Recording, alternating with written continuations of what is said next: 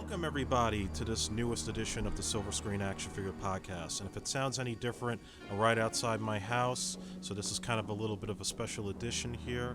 And I'm going to be talking about all things Terminator today with my very special guest, my old high school buddy, Jesse Jobin. Say hello.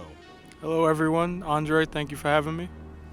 Yes, Jesse is also an avid Power Rangers collector, so we'll certainly be talking about that in a future episode as well. So, one of the reasons why I wanted to talk about Terminator today is because we just recently had a new film in the series, Terminator Dark Fate, which came out this past Friday as of this recording. I have seen the movie, and I will discuss a little bit of what I saw without spoiling any big major twists, and we'll save that for later in the episode. So, going back to Terminator, I remember I go as far back as around 1990, 1991 for myself personally. I had seen a number of Schwarzenegger's movies, primarily Total Recall. I had never seen the original Terminator when it first came out. It was posters would be around in certain places. I know, like in the Staten Island Mall, there was like a sunglasses shop, and they would always have the Terminator 1 poster in there because they sold the exact Ray-Ban glasses that he would wear in the movie. And basically, when Terminator 2 came out, I remember the teaser trailer on the Total Recall videotape with the endoskeleton and how it's being created with Arnold's likeness, and it looked pretty sick for that time. So when the film came out, I may have mentioned this in the Bill and Ted episode, but one of my biggest regrets was me and my mom, my dad, and my cousin and my aunt all went out to the movies the weekend that Bill and Ted's Bogus Journey came out. And Terminator 2 was playing at the same time. So I ended up going and seeing Bill and Ted because I was a big fan of the original one while my parents went to go see T2. And when the movie was done, T2 was still playing. So me and my cousin snuck into Terminator 2 towards the end when he shoots the T-1000, says "Hasta la vista, baby." And I was like, man, we should have seen this. This is really amazing. You know, we had to wait like several months till we finally saw it on home video, and it was like, oh my god, this was like one of the biggest, best things I'd ever seen, with all these effects and Arnold and, you know, the chase with the bike. My god, you know. What was your earliest memory of the Terminator franchise? Well, I wasn't born when the first one came out, so I didn't see that until later on. I do remember going to the movie theater to see T2. Um, One of the cool things that would draw you into the theater, obviously, like Arnold is a polarizing figure just looking at him, but like like you said, he had the sunglasses on and everything, but also like you see him with the half his skin ripped off, and you see the cybernetic eye, like that all draws you in and makes you want to see what's going on. So before we get into the action figures, and we're also going to dive a little bit into the video games as well, because I think those are just as important. Let's go back to the original Terminator and just kind of talk about a little bit of each of the movies that we've had before Dark Fate. So the original 1984 film, directed by James Cameron, it originated where James Cameron, a storyboard visual stylist. He also did some special effects for a number of Roger Corman movies, and he had a desire to direct films one day. He had a nightmare pretty much similar to the future war scenes in Terminator 1, where he had this image of the endoskeleton coming out of fire chasing after him with a knife. And when he woke up from the dream, he actually drew out the picture of exactly what he saw, and that became the basis of the movie that he wanted to make. Eventually, he and his future short-term wife, Gail Ann Hurd, came together to write the screenplay, and they pitched it around to a number of studios that obviously were not all that interested until finally Orion Pictures had interest in it. Now, he went into a pitch meeting with actor Lance Hendrickson dressed up in what he believed his vision of the Terminator was, which was somebody that in its human skin can infiltrate anywhere and be unsuspectable. And he had Hendrickson literally storm into the pitch meeting looking like a punk rocker and scaring the living daylights out of the execs in the room. So right there, he set the tone. Now, of course, the studio didn't want Hendrickson because he wasn't a big star, and they ended up having him play one of the cops in the movie. They actually want O.J. Simpson to play the part. and because he had that big brolic size and he was a name, and they were considering Arnold Schwarzenegger, hot off of Conan, to play Kyle Reese, the resistance hero sent to save Sarah Connor. Now, there was reluctance about Arnold because, he had limitations as an actor, but the next thing you know, they said, well, go out and talk to him. Just, have a little meeting. And Cameron was already reluctant to do it. So he goes and meets with Arnold, and Arnold's got that winning personality of his where he was able to charm Cameron and told him his ideas. But his biggest thing was whoever plays the Terminator has to be bigger and scarier than he is. And that's when he realized, James Cameron, that Arnold should be playing this part, because he gets it. He gets exactly what I'm trying to do, and I can reconfigure it. And so they went back to the execs. They were in favor of it. O.J. Simpson didn't work out because they realized maybe he's too nice of a guy to be playing the Terminator, nobody knowing, what was going to come a decade later. And, next thing you know, you get Michael Biehn as Kyle Reese, you get Linda Hamilton as Sarah Connor, and they're both pretty much, TV actors. They also did a lot of stage work, and they were put through hell on that film. Just endless nights in LA, shooting at times without permits, being chased around in the dark, and Cameron pushing them to their physical feats, which he would do in many other films. Yeah, I know. Doing some research about this episode we're doing here. Arnold had some. He had to do a lot of his own stunts when he was in Conan because they couldn't get a stunt double his size. So he was getting beat up and everything. So now it seems like he was gonna have to do the same thing again, along with his fellow actors in this Terminator 1. Well, he was an absolute trooper throughout the whole thing. He, his mannerisms, like sort of this shark-like attitude he had whenever he was searching for them, he totally had captured exactly what Cameron wanted, and he didn't mind wearing that Stan Winston makeup around in public. You go to parties after the shoot and like people be freaked out. This guy looked like he got into a car accident, but he would just be so relaxed about it. And of course, he only had 14 lines in the whole thing, or maybe 17. And of course, everybody remembers that big moment when he says, "I'll be back." But Cameron had a whole dispute about exactly how to pronounce it. And it ended up becoming, part of the lexicon of cinema and pop culture for decades to come. Yeah, good on James Cameron for convincing him to go through with it. Absolutely. So it was an instant classic. It was considered one of the 10 best films of '84. It wasn't a massive hit, but it certainly propelled Arnold Schwarzenegger's career to the very next level as an A-list movie star and no longer having to do movies like Hercules in New York anymore. So we didn't get another movie until 1991, and that would be the next classic, Terminator 2 Judgment Day. So there was rights issues that they wanted to wait and resolve until finally, when the issues got resolved by 90, they had a deal with the company Carolco that made all the Rambo movies. And at that point, technology had caught up with them. Cameron had just done The Abyss, so he was already experimenting with CGI technology, and that was the perfect way to bring about his real vision for an evil Terminator, and that would be the T-1000. And obviously, I think you have to be living under a rock if you've never seen Terminator 2. It's just an absolute classic, down to the special effects, down to the stunt work, those amazing chases, and most importantly, there's a lot of heart to it. There's a much more deeper story that's happening within the action, and Linda Hamilton totally goes 180 with Sarah Connor. She's no longer the damsel in distress. Now she's like the ultimate warrior woman who's out to protect her son, and it makes her a little cold, but it definitely leaves a huge impression on the audience. Yeah, I know during the training for the film, she was a pacifist at the time, and she was going through like a lot of judo training and kind of questioning, I guess, her own morals by doing so.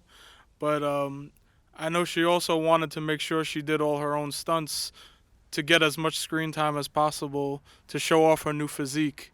Like when you see her in the mental institution, she's doing the pull-ups on the bed, and like you could see how jacked she is compared to the first movie. And she even brought in her own twin sister to double for her in those scenes when the T-1000 would clone and pretend to be her. So everybody kind of thought, oh, wow, that's an amazing effect. No, it's her twin sister. Nobody really knew it until they saw the behind-the-scenes footage. So, I mean, long story short, it was a classic and the biggest film in 91, and that's how we got our toy line, which we'll get into in a second.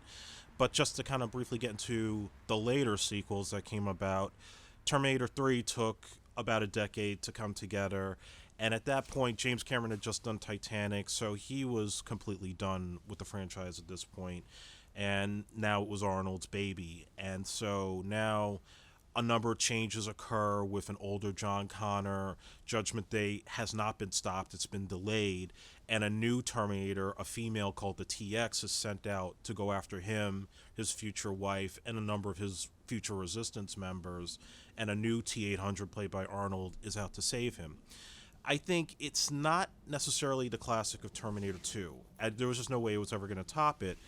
It's entertaining for what it is in terms of the action set pieces and the bold ending that they decided to do by having Judgment Day occur. But it also started to get a little comical and into self-parody, which one would say was the big downfall for the franchise going forward. Yeah, I didn't see 3, 4, or 5 of the Terminator series until just recently. The only thing I knew about 3, a high school friend of ours, Colin, told me there was a scene in the movie where Arnold picks up a casket full of weapons and all this. And even just that sounded like pretty interesting to me. I just never got around to watching it until now. Yeah, that's probably like the one iconic scene in the whole movie. And then, a number of changes occurred again by the time you got to Terminator Salvation in 2009. So now we get straight into the future war. We have Batman himself, Christian Bale, playing an older John Connor. And the one thing I liked about the movie was how Connor, who we always expected to become the resistance leader, this is sort of like his year one. So it's immediately after Judgment Day, and there's older generals that don't take him as seriously as some of the people who look up to him. They're like, you're crazy, wait your turn, you're not going to solve this problem. And then you have this plot shoehorned in with this character of Marcus Wright, played by Sam Worthington, who is this ex-con that gets experimented on by Skynet just before Judgment Day happens. So when he wakes up, he's thinking he's a human that's just on the run from the machines, not knowing he has Terminator parts in him. So it really becomes this weird split narrative of he's like the real star, John Connor is more like the supporting player. It also is a PG-13 rated film, so now you had a whole big push with the merchandising and the licensing. Yeah, I know Christian Bale was originally supposed to play Marcus, and then there was some disagreement. So now you had two main characters in the movie that you, I guess, have to follow. One of the things I did like about Salvation was the idea of Marcus being a human and then becoming, well, not knowing he was a cyborg at the time. I feel like it kind of gives you the idea of why John Connor eventually turns the T-800, giving him more human emotions and stuff in T2. He had to learn all those things, whereas Marcus was already human and knew all these emotions. Yeah, I just felt like the film was just a missed opportunity because, when you look at Terminator 1 and 2 and you see those future war scenes, it looks like a nightmare apocalypse in the future, and Cameron captured that so well. Now to see this film where it was just a lot of bleach bypass looks in the daytime, it just never felt right. And sadly, the movie is probably more infamous for the on-set incident with Christian Bale yelling at the cinematographer. Yeah. So, once again, it didn't do well. It was another setback for the franchise. At that time, Arnold Schwarzenegger was governor, so he wasn't able to do the movie. They had instead a CGI cameo with another actor whose head was superimposed with Arnold's, and that was as much as we were going to get from him in that. But after his governorship had ended, he finally came back to the franchise, and what I thought was the worst entry in the whole thing, and that's Terminator Genisys. So now the new producers who worked on this film also worked on Star Trek, and they wanted to go the same direction in retconning the storyline. So now you have Kyle Reese going back to 1984, which one thing I will say that's good about the film is how they recreated those scenes from Terminator 1. The bad part is now he goes back, and Sarah Connor's already that warrior woman in 1984, and she has a Terminator in Arnold that is her surrogate father. And it just gets so absurd. It was like bad fan fiction, like a bunch of people in a room saying, "Oh, you know, it would be cool if Arnold became a T-1000 at the end of the movie." Give me a break, man. This was a disaster. Uh, Unlike Andre, who lives, breathes, and dies movies, I've been told I'm a bad movie critic, but I did enjoy the idea that the T-800 goes back and protects Sarah while she's a child, and we see him actually age, and now he's got this the moniker of Pops, and they still kind of call back to T2 where he's doing like the creepy smile and everything, and I like that kind of stuff.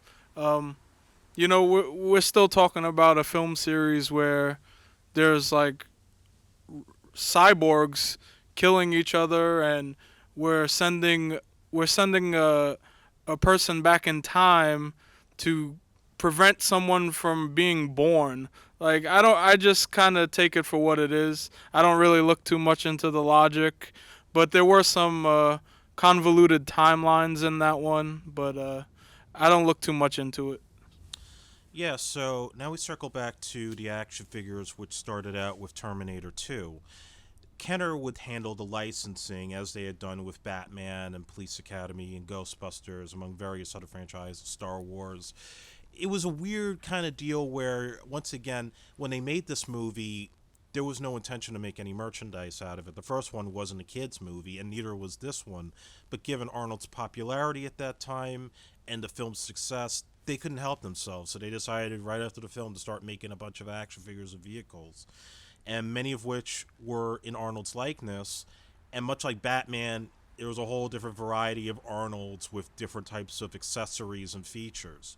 So one of the ones I remember in the original set is the Battle Damage Terminator. So this is him in a gray tank top. He's got the trademark shotgun, and his chest explodes apart. So when the chest falls out, you see the inside of the endoskeleton. It's probably one of the better figures that looks like the movie. Yeah, I remember having this one as a kid.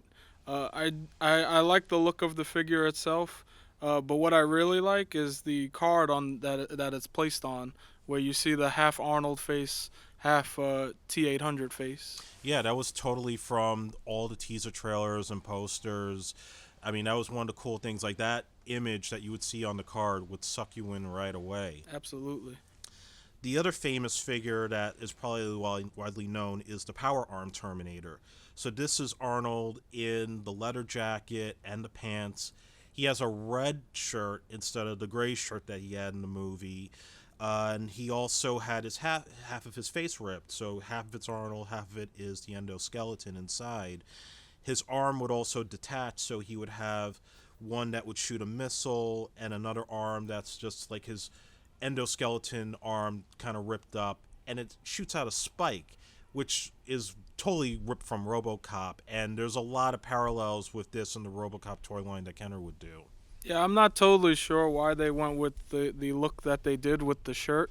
It almost looks pink, but it's still got the cool ripped face, and the arm. There's some cybernetics coming through on there. What I really like about it is he's wearing the bullets across his chest. Yes. I think that's a pretty cool addition to the toy.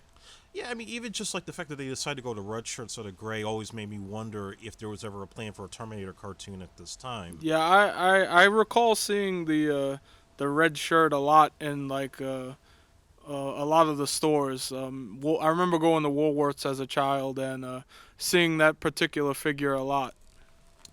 Then we had the Techno Punch Terminator, and that's just the endoskeleton T-800 model. And again, one of the most accurate ones in the line.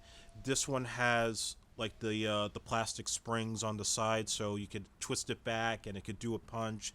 It's got the plasma rifle, and if you want to do your own Future War, you could buy a whole bunch of them, and it would look amazing in a display. Yeah, I think they got the chrome color right on this figure. I think it was also a way that like the eyes could kind of gleam. So if you want to have it in the dark, there was a way you can kind of make it light up too without batteries. And then you had the Blaster T1000. So now you remember the movie. You remember Robert Patrick, who was also in great shape back then, and he's mostly wearing that cop outfit. What the hell did they decide to do here with this reject from Police Academy in a police biker outfit who shoots rockets out of his ass? It looks like he's eaten too many donuts. I mean, he is a policeman, right? You know, they're known to eat donuts. Yeah, were they trying to make some kind of statement here? I mean, this was the Rodney King period. Oh boy. And then also in this line, we had John Connor. And this was actually a really awesome figure because it was accurate size. If you put it up next to a Terminator, it was shorter than him. It looked like Edward Furlong. It had the jacket. He came with his own motorbike. Yeah. And it was the hardest figure to find for the longest time. You could not find this in Toys R Us. You couldn't find it in KB. I didn't get it until eBay started coming around, and I bought a loose figure without the bike. It always made me wonder if it had to be a mail order thing because nobody could find this thing. It was as bad as trying to find a Dick Tracy blank figure. Yeah, I like this figure a lot. I like the bike that it comes with. You know, it's got that nice red on it. Yeah, and then during this time, then we got another set of figures that came out, one of which was the Cyber Grip Villain. I don't know what the hell this is about. So it got to a point where it seemed like they were running out of bad guys to use, so they decided to create like just some random half human, half cyborg with a claw. When I look at this figure now, I remember Kenner had done the toy line for Centurions, and you had Doc Terror and his whole group. They kind of had like the same kind of thing with the hooks and arms in their setup. I'm almost wondering if somebody designed this figure for Centurions and then they scrapped it and decided, oh, well, we need some more cyber bad guys for Terminator. Let's just pull this out and make a figure out of it and make it smaller. Yeah, it's a very strange figure. I really don't know what they were thinking with this. Like you said, it could have been a repaint of something else from a different line. He almost looks like the Toxic Crusader if they painted him a flesh color. I could totally see that. Then we had the Damage Repair Terminator. So this is also another Arnold Terminator where you could interchange the head and the arms. So like you could have like a clean Terminator head and arm, and then you could replace it with a Terminator head that's already scarred up and an arm that's already scarred up. Has a variety of different laser weapons and such. Yeah, this one looks like it has a lot of accessories. I think there's about 5 different accessories on this one. Then we also had the Endoglow Terminator, which was basically the same as the T-800 figure, except now this one glows in the dark. Because at that time, Kenner had this whole craze where they wanted to make glow-in-the-dark action figures from Batman and RoboCop. They added it here. It's kind of cool. I had it. And I think they had 2 different versions of the accessories with different paint setups. It's all right. I mean, it would be cool to have as a kid. It just seemed like another reason to just get more money out of the kids. Yeah, I don't know how I feel about this figure because I feel like they attempted to do a nice job on the figure itself with the paint, but then when you look at the flamethrower accessory, it's like just solid black with like this like really like pastel orange. Like, is that supposed to be the flame? Yeah, it's supposed to be the flame, but I think it shot out like a missile. Yeah, but like if you look at it, like the color scheme on that compared to the actual figure, it's just like night and day. It's very weird. Yeah, no, very bizarre. It actually kind of looks like Noob Saibot from Mortal Kombat. Yeah, I could totally see that one too. Then we got a more improved T1000. This is the exploding T1000. So they made this where now it's a little bit better than actually a lot better than what we got before, even if it's not exactly looking like Robert Patrick. But what this has is half of its body is the T1000 with the cop uniform and half of his face. The other half is the endoskeleton T1000 looking like a Silver Surfer. It's got the sharp stabbing knife on one arm. The other one is just the liquid metal arm. And it explodes apart. So when the chest explodes, it also explodes from the back. And you see the liquid metal inside of him. They kind of did this with Beetlejuice. And I mentioned in the last episode, there was like exploding Beetlejuice that would blow apart. And you see like the bugs inside of it. And this one also had some weapons that were recycled from the RoboCop line that some of the bad guys would have in it. Yeah, I like the look of the liquid metal part of this figure. I'm not sure how I feel about the figure as a whole, though. I don't really love the half and half look here. I guess maybe for safety reasons, they couldn't make the blade look more like a blade. It almost looks kind of like the top of a pen, maybe. Doesn't really look like a knife or a sword to me. Yeah, well, it certainly was not sharp, but I mean, it was as close as we could get for a better T1000 than that first piece of crap. Then we had Meltdown Terminator. So this one, it's actually still scarred up, but it's more like a three-dimensional kind of thing where you can actually touch into the insides and it would feel a little bit hollow. This Terminator came with a pack that you could load water in and allow it to shoot water, and this was part of this white heat type of thing that they were calling it. I don't know. I mean, they were just trying to make it sound cool. The only thing I never liked about this figure, though, is that the yellow shirt that Arnold would wear, the paint would rip up very easily. That sounds like the yellow paint from the wrestling Hasbro figures. Like I remember the Hogan figures always getting scratched up really easy. Yeah. What is it about yellow and action figures back then? It was just so easy to take apart. It is beyond me. So then, lastly in this line, we had the Secret Weapon Terminator. So this one is a little bit more closer to his likeness in the original. He's a little more buff. He's got his abs sticking out, and I believe his abs could actually shoot out a cannon. So this is totally like Arnold Schwarzenegger's alley right here. And he even gets the chain gun that he had in Terminator 2, which I thought was pretty nice. Yeah, this figure does really look cool. I don't remember the scene where he's shooting the cop cars that he had a crop top on. I don't really get why they had to show off his midriff, but it is a cool looking figure. You could tell like it looks like the poster of Arnold. They also had the Ultimate Terminator doll, which I did not own, but this was basically the same as the Power Arm Terminator in terms of the likeness, and this one could light up the eyes. The eyes could light up, and it also made voice-activated noises. It could even talk like Arnold, so, if you wanted him to say "Hasta la vista, baby," here you go. This was your Arnold Schwarzenegger toy you could sleep with. Yeah, that's he's got that weird colored shirt on again. But I do like the bullet holes in his chest. Now, before we get to the next section of the line, one thing that always upset me about this was that there was no Sarah Connor action figure. Now, I know back in these days there was this whole thing with, boys didn't want to buy toys of girls. But I was one of those guys growing up that bought like a Janine figure for Ghostbusters because she was part of the team. I wanted her in the firehouse with the rest of the guys. And April O'Neil of Ninja Turtles. I mean, I'm sure little boys bought that figure growing up. Exactly. Everybody wanted April O'Neil. So, given the fact that Linda Hamilton already looked like an action figure in the film, why not have a Sarah Connor with all kinds of weapons and the baseball hat and the sunglasses? It was a real big ripoff, and that seemed to be something that they completely overlooked in later lines. It makes me wonder if Kenner was actually reusing other figures from different lines. Maybe they didn't have a female figure to reuse as the Sarah Connor figure. That's very possible, but it just seemed like Arnold Schwarzenegger was the big star. He was drawing the money, so everything had to revolve around him. It was just one of those bizarre situations. If Sarah Connor doesn't have John Connor, we have no movie. Exactly. And then we get the second line, which now they redubbed Terminator 2 Future War. This is not a sequel, by the way.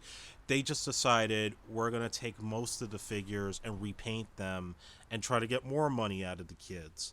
So I'm not going to get into all of them because obviously, like I said, most of them are repaints. But there were a couple of new ones that we got that were pretty interesting here. We got the Battle Ready Terminator. So this one, he's got like a gray outfit. He has a bunch of grappling hook cannons, and part of his arm is sort of missing. I mean, it's okay. Yeah, I again, I don't really like the idea that the weaponry is all brightly colored and then the figure is like darkly colored. I don't know. It's just a little weird to me. Yeah, same here, man. Then we got the Hidden Power Terminator, which is again another Arnold, like shirtless, and he's got a laser cannon that's on his chest, and you could have it where you squeeze the legs, and then the chest would move. You would see the inside of endoskeleton, and then the laser cannon could obviously shoot a missile. It makes you realize that they were really focusing on Arnold's chest with these figures. Yeah, I almost feel like you could buy a whole bunch of them and they could be more henchmen because there are just so many Arnold figures at this point. Why not? If you got the RoboCop toys and you want to do RoboCop versus Terminator in your backyard or in your room, this is the way to do it. And also, I forgot to mention, it has like a little number tattoo on it, which I think they were doing with a number of Future War figures. They were putting like these numbers as if these were designated Skynet models that were just fresh out of the oven. Then we got another villain, a villain named Chromium, and this was like one of these like Terminator-looking devil characters that I always used this like it was supposed to be Skynet. Like this is if the Skynet had some kind of Terminator form, this would be it. Yeah, it almost looks like if Ultron fused with Shredder from Ninja Turtles. Yes. And like his body kind of stretches out to make him taller. Yeah, I mean, again, they were just running out of ideas for the T-1000, which is kind of weird given there was so much you could have done with him. So they were just making, random bad guys when there could have been opportunity not only for a Sarah Connor, but they could have gone back to Terminator 1 and made a Kyle Reese or made some Resistance soldiers. I feel like it's going to be a while before we get a Sarah Connor figure. Yeah, we'll get into that one too. And of course, this set couldn't be complete without some vehicles, so they decided to get a little weird with that. We got the mobile assault vehicle. So the Terminator's got a ride. He's got a car with a Terminator head on the front. It could shoot this big ass phallic looking missile, and it's like kind of like spray painted gray and black. This mold was actually used for one of the bad guy cars in the RoboCop line. So, again, it was just a way to try to give Arnold some kind of ride besides the bike, which I'll get into. And there was like a mask that you could put over Arnold's face. Like it could be attached to the back of the seat, and then you pull it over. It's like a Terminator mask. It's kind of weird. Yeah, there's a giant T on the front of the vehicle. That's kind of strange to me. It almost looks like a Letterman's jacket. Yeah, a very strange and odd idea. Then they had, of course, Arnold was synonymous with the motorcycle in T2. It's on every single poster. So we got a motorcycle, even though it's not the exact one from the movie. This was the heavy metal cycle. So this one shoots a missile from the front. It's in the same color as the battle-armed Terminator figure. And it's got a big-ass T on it. Yeah, again, with the T. So strange. I mean, like, I really want to know if there was a cartoon plan for this. I mean, like, we know it's the Terminator.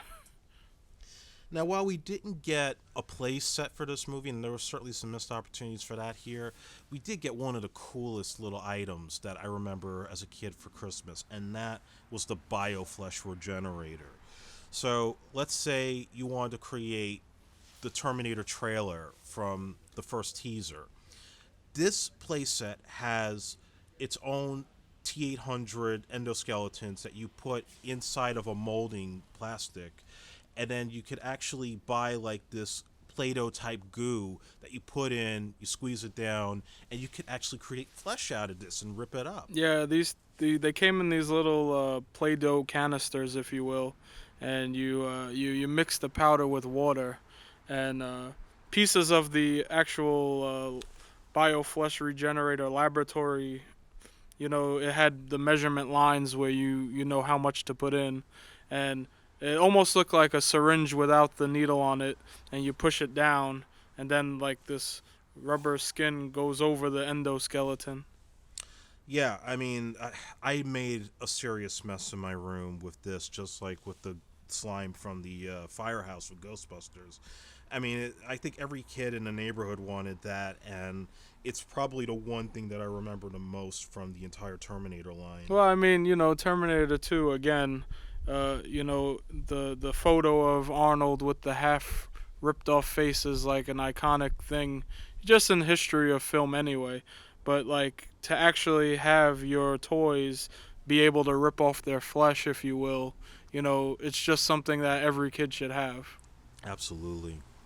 So that was the end of the Kenner figures, but then when Terminator 2 3D came out at Universal Studios, they started to resell these action figures.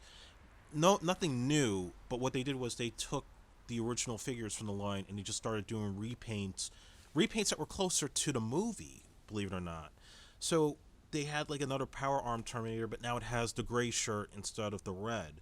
They have a brighter colored John Connor. They had an exploding T-1000 that's more blue than what we got from Kenner. See, what's cool about this exploding T-1000 is that they changed the way the blade looks. If you compare it to the first one, this looks more like a blade now rather than like a pen cap, if you will. Yeah, so I mean, if you were having a hard time trying to find these figures in Toys R Us in 91, it's like all you have to do is just go to Universal Studios, and if you want to pay double the price, here you go. You could get your John Connor, you could get a better T-1000. That was the way they were making money back then, folks. I also think the Power Arm Terminator in this line looks a lot better and almost like straight out of the movie. Oh, totally. I would even say the Hot Blast Terminator resembles Arnold in Commando. Yeah, the thing that they changed about this line is, besides the logo having the 3D added to it, is that the card that these toys are on has the cyborg going into the molten lava on the back rather than Arnold's face. Right, so they were trying to make it look more like how they advertised the ride, and that was a pretty cool little way that they did the carding. So then when we got Terminator 3, the license was now being handled by McFarlane Toys, and McFarlane best known for Spawn as being the creator of the comic book, and he's always made some very impressive figures that you don't really want to play with. They're just like really amazing display models, and he's done such a great job with that and the sports lines. Yeah, the sports lines are very vivid in my mind. But I remember my dad introducing me to Spawn, and he used to collect the figures, and the figures always looked so amazing. Like, there would be like a version where he was a knight or a cowboy or something, and they'd all have all these different cool accessories, but not just repaints. Like, they actually put some work into these. Oh, most definitely. And there weren't many figures that had come out at the time, but what we did get was two different Terminators of Arnold, one in the new jacket and outfit that he has in the film, and another one where he comes with the casket. So if you want to reunite the casket scene in the cemetery, there you go, you got it. Yeah, clearly Colin was on point when he told me about the casket scene, that they actually made a toy out of it, so thank you for that, Colin. Hell yeah. Then we also had the TX. So we had two versions of it. We had one in the leather outfit in Christina Loken's likeness, and then we got the TX endoskeleton, which really is like a T800, but if it had female parts to it. So that was another neat little toy that they created, and probably the first female Terminator figure we ever had. Also, the carding on these things, they actually have the character that's in the box, not just Arnold. Exactly, and they're ripped straight from the posters. It tells you what you need to know. I mean, even if the movie may have not been the greatest, the toy line was pretty damn She awesome. actually looks very much like Seven of Nine from Star Trek. Yeah, yeah, I almost feel like that was the big comparison at the time that they were trying to go for. And we also had the box set recreating the fight scene at the end of the movie between the TX and the T800.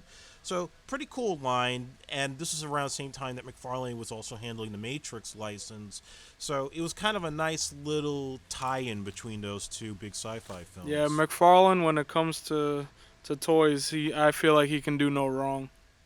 Absolutely. So then when we got to Salvation, I think we got the worst figures, and they're just as bad as the movie itself. I mean, none of them look any good. Playmates, who handles the Teenage Mutant Ninja Turtles line, would take on the license for Terminator. It just wasn't good. So we got two John Connor figures without Christian Bale's likeness because they couldn't get the rights for his likeness. Yeah, he looks like kind of like a GI Joe reject. Like his face is covered with a bandana. Yeah, so many of these guys look like G.I. Joe rejects. I mean, he could just be a random resistance soldier. How the hell would you know this is John Connor? This line came out in 2009, and still we got no Sarah Connor figure, Yeah. but we did get a Common figure. Yeah, we got his character Barnes, who's in it for like 5 minutes. Common, the rapper, not not known for his acting. All right. Yeah, yeah. So somebody's got to explain that to me. And then the Marcus Wright character, I mean, Sam Worthington has zero charisma as far as I'm concerned, and we get two figures of him in his likeness, and they're both terrible. Yeah. The best thing was really just some of the new designs they had for the Terminators themselves. The T-Rip, the T-700. I mean, those are the ones that were the most accurate to the movie, but it's kind of forgettable. Yeah. The other John Connor figure also, this time his lower half of his face isn't covered. The top part of his head is covered with goggles and like a helmet. But I do kind of like, besides the TRIP, I do like this T1 figure, the big cyborg with the tread feet and the big Gatling guns on the sides for arms. Yeah, that totally looks like something that they had recreated from Terminator 1, because we never got a lot of those vehicles that they showed in the Future Wars when Kenner did it. So it was kind of nice that at least here there was that opportunity to do that. Yeah, these TRIP figures, though, I really like the way they painted the chrome on there. So at that time, as I said before, they were going on a merchandising blitz with this movie. We got like Terminator heads that kids could wear for Halloween. There were John Connor costumes. There were even like Terminator arms you could buy. But one of the coolest things that they did that you mentioned the other day, they recreated the BioFlesh playset. Yeah, they recreated the bio regeneration set. I believe they called it the Cyber Skin Regenerator in this Yes. line. They did do a lot more to make it look more like a kind of like a cybernetic factory, line. It looked more like a laboratory, if you will, where these cyborgs are being created. So that was pretty cool. I guess because the movie didn't do so well, a lot of people probably didn't know that they came out with that again. I certainly didn't know about it at the time myself, because I mean you rarely ever saw the figures in the stores. By the time the movie came out, they were already in the closeout section. But as I also remember from that, like the flesh looked a lot better. It looked Yeah. more like actual human flesh than just pale white dough. Yeah, I mean, considering how many years later it was, things probably become more advanced, and I guess hats off to those guys for recreating it for kids who, or at that time adults now, who remember that playset from being a kid. Yeah, so at least we got something Yeah, right. nostalgic purposes.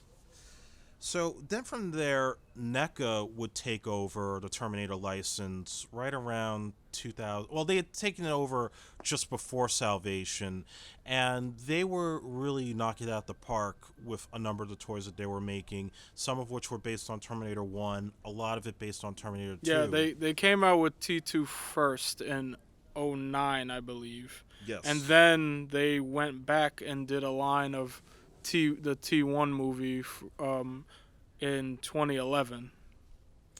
And we finally got a Sarah Connor figure at this point. And they put it in a box set where you could change her head, change her arms. I mean, like, finally we get it, but it's already way too late, so it's really more for adult collectors than it is for kids. With the Terminator 1 figures, we got some deadly accurate versions that look just like the movies with real clothes. We got the T-800 in the first likeness that Arnold has when he kills the punk rockers. You know, before we move on, I just want to go back to when you were first talking about, was his name Lance Hendrickson? Yeah. Yeah, I was thinking about it. It kind of makes me wonder, when he takes the clothes from the punks, is that like a shot at Hendrickson? Because you said he dressed like a punk rocker for the reading, right? I think it's very possible. That kind of makes me wonder. Yeah, because, I mean, you can only do so much to make Arnold look punk. But Right. I definitely believe that might have been, like, sort of Cameron's original idea as he had it written, and then Arnold just took it to a whole different level. So, I mean, it was cool, him with the Uzi and, you know, the hair. Everything is all there. And then we got a T-800 model, again, deadly accurate to the movie. Yeah, that's a nice paint job on that one. Series 2, that was the battle damaged Terminator. So, like, when he tries to kill Sarah Connor Yeah. and gets shot up by Kyle Reese, this one you could actually change the heads, Yeah. and you have like the scarred version of him. I like the carding on it has the poster from the first movie. Yeah, that is just totally you know, sick. Arnold with the gun and the Ray-Bans on and everything. Yeah, just such an iconic image right there. And then he has the police station assault figure. You know, when he says his iconic line, "I'll be back." Oh yeah. You know, he has a different outfit on at the time. Yeah, this one's like ripped straight out of the movies with the jacket, with the glasses. Yeah, and then the interchangeable head, you can see the eye when he cuts around his eye. So that's pretty cool. Staying accurate to the movie. Yeah, Series 3, we finally got a Kyle Reese, and, you know, again, he's got the jacket, he's got that makeshift shotgun of his, and he looks great. He looks just like Michael Biehn, and, you know, finally we have that character as an action figure. Yeah, Neca always does pretty good as far as, like, getting accurate likeness. So there was a few in the series of the T-1000. In Series 1, we have the Robert Patrick in the cop outfit. This time, you know, the blade is much more accurate, and he doesn't look like he ate a bag of donuts. Yeah, he actually looks much more scarier here. Yeah, that's a pretty badass figure, though. But then when we go back to Series 3 of this NECA line, you also have the T-1000 when he's covered in the liquid nitrogen. And I see that is awesome, because that just, it not only looks like what you saw in the movie when he got frozen, but just as a figure in itself, I mean, it almost feels like it has to have like sort of those little paint chips that you have to have. It's really awesome. Yeah, I guess that particular figure, it has a special packaging because it says T220, I guess the 20th anniversary. And it has like the 0 of the 20 is like the red eye of the Terminator. That's really awesome. Yeah, that's pretty cool. You know, carding is an important thing when it comes to figure collecting. Yeah, and it's good here that because they have the two different posters from T1 and T2, it allows you to see the difference. Right. That was it for the NECA series. All right, so why don't we jump into Terminator Genisys, which there wasn't much to go off of here. But it is NECA, so it's probably pretty accurate. Yeah. Yeah, what they did was they only made 2 figures out of it. First they had... There actually is 3 figures. Are there 3? Oh, yeah. It's just one of them is the same person. Right. I think it was just 2 of the Arnold figures. Yeah, you got one that's like old man Arnold Pops with the gray hair. But then you have like regular Arnold T-800. The carding on here is nothing really special. But then you also have the T-1000 in the police disguise. Yeah, and it's not the Robert Patrick one. It's the Brian Hun Lee who played the T-1000 in the movie. I think that's as far as you really needed to get from here, only because the movie itself wasn't that good. So I don't think any kids really wanted a Jai Courtney as Kyle Reese. I mean, if anybody does, they should be taken to psychiatry. Although I'm a little surprised that, well, I guess considering we didn't get a Sarah Connor for like 20 years, why would they make Amelia Clark as Sarah Connor, right? Exactly. But I mean, just her name alone, you'd think maybe they'd want to capitalize on it.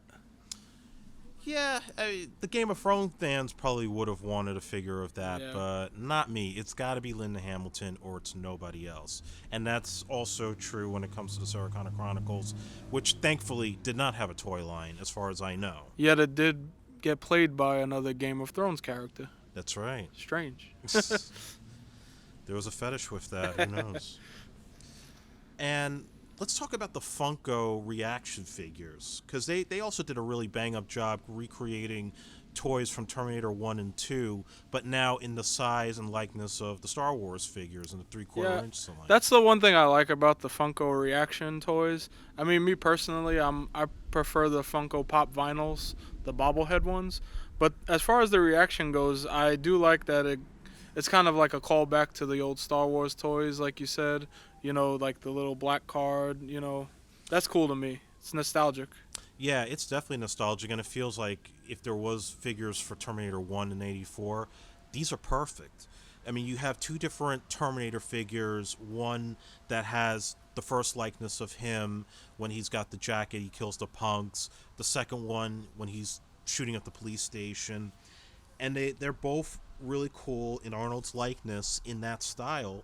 And they even had two different versions of the T-800, one that's chrome, the other one that's just painted in plain silver, but still an awesome figure. And this time we get the damsel in distress, Sarah Connor. Yes, Sarah Connor in the pink top and the jeans, looking like, she just came out of high school. She just dropped John off for soccer practice. I don't remember if she came with any accessories, but I don't think it's necessary here. But the Kyle Reese, that has a removable jacket and his shotgun. Which are both pretty iconic as far as that movie went. Most definitely here. Then we had the figures from T2 in the ReAction line, and that was also pretty damn awesome. We had a couple of Comic-Con exclusives here. So we had like a couple different T1000s that had one with the blade in the arm, the other one with the bullet holes going through the head and the chest, and one is just a plain T1000 in the shirt. Oh, well, the T1000 you're referring to, those aren't actually the blades. Those are when he opens up the elevator with the hook arms. Oh, that's right. Yeah. Almost like a crowbar. Yeah. I really like the Sarah Connor figure in this. This is the figure we should have got as children. Oh, hell yeah. I mean, it's got everything that you needed. It's got her M16, the hat, the glasses. Kenner should have made this. Very Sonya Blade-like. Yeah. Yeah, no, that definitely looks accurate to Sonya Blade. Yeah. Although I do prefer the original John Connor figure from the Kenner series over this one. Well, this one doesn't have the bike. It's all about the bike. Yeah, I think it said it has like that little computer thing in his hand that he used to like hack into the ATM. But I mean, 1, 2, 3, 4 Robert Patricks. Yeah, I forgot to mention the patrolman one where he's got the Uzi. Again, like, is that standard police issue Uzi? Like, do cops just carry around Uzis? There might have been leave a comment. Let me know about that. Yeah, I mean, look, there was like a T.J. Hooker figure from Spain that had like an M16 machine gun. Man. Like William Shatner with the machine gun. And then we got a really cool Terminator that's also really accurate to the movie with the shotgun and the leather jacket. And it's the only Arnold figure that I see here. So, pretty good job here with ReAction. I like that this particular T-800 is holding both guns, the shotgun and the handgun.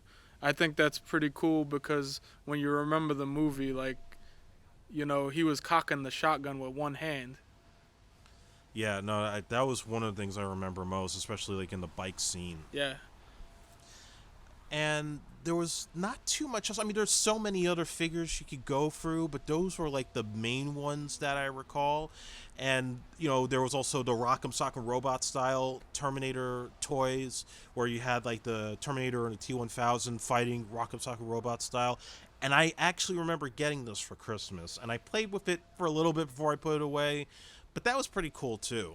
And again, I believe in the Rock'em Sock'em Robots figure, he had that weird reddish pink shirt on, and it had like the 2 bullet holes in it. Yeah, weirdly enough, Kenner had nothing to do with this, so it was kind of funny that there was just this obsession with the red shirt. You know what I would kind of like to see that they never did? Maybe for another vehicle to add to one of these lines, maybe not the ReAction Series, but when the T-1000 is driving the truck. Oh, man. I mean, we got John Connor's bike. Like, maybe you could have had him in the broken up truck. Like, that would have been pretty cool, I think.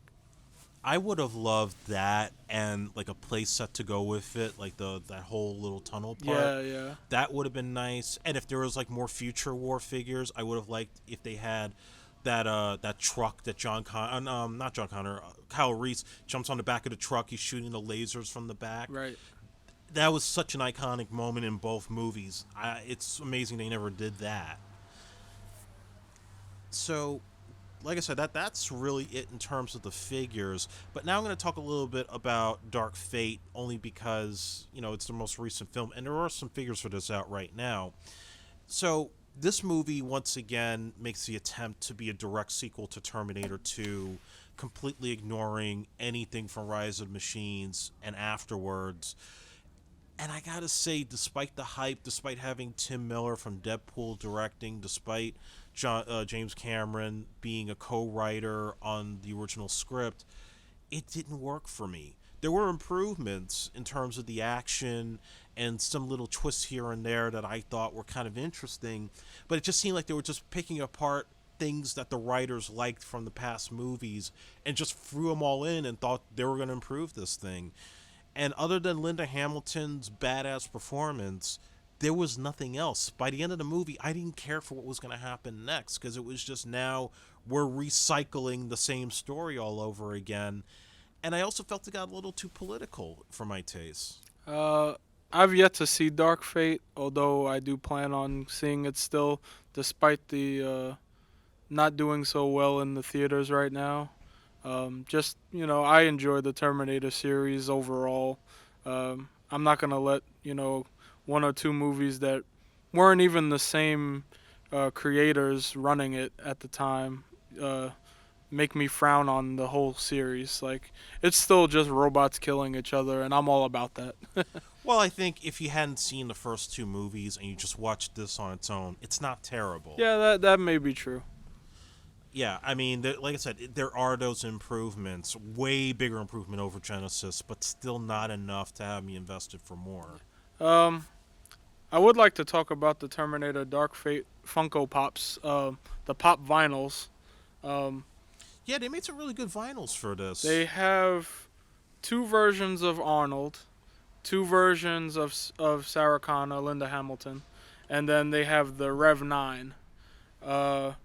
So the 2 Arnolds, it's him with the, leather coat and shotgun, but this time he's got like the old man beard and the sunglasses on. Yeah, the big ass sunglasses. Now with the Funko Pops, they usually have like a chase pop, which is like a more rare pop to find. Like you like if you ordered it online, like there's like a 1 in 10 chance you might get that one.